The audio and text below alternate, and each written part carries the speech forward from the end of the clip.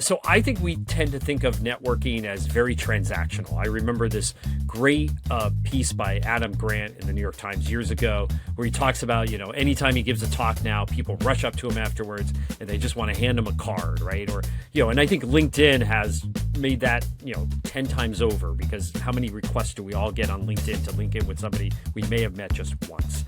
So I think that college students, especially when they're given a chance to meet alums, the first thing they should not ask for is a job at that company, right? They should have them tell their story, that alum. Like, how did you get started in this career field? How did you get this job?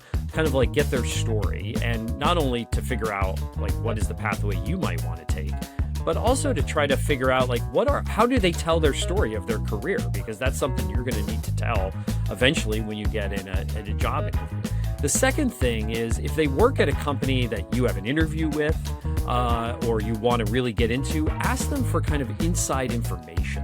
Ask them what are the departments you want to work in? What are the bosses you want to avoid? And if you get an interview with that company, ask them, what kind of questions should I be asking during my interview? In other words, use them for information rather than make it as a transaction. Oh, I'm meeting an alum in an industry or a job that I want. I'm just going to ask them for a job. When we were researching job moves, one of the people that Bob Mesta coached was like a 23-year-old looking for a job. And he came in and said, I want to be CEO.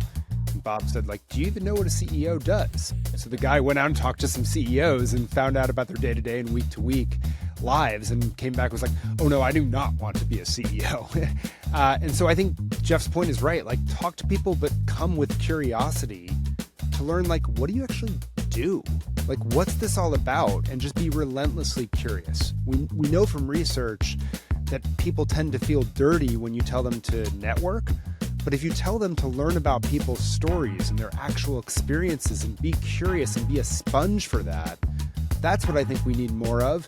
And then it's less transactional. You're learning, you're showing growth, you're showing the characteristics, frankly, that employers want. And these things have a way of coming back and finding you to help you get a job in the long run.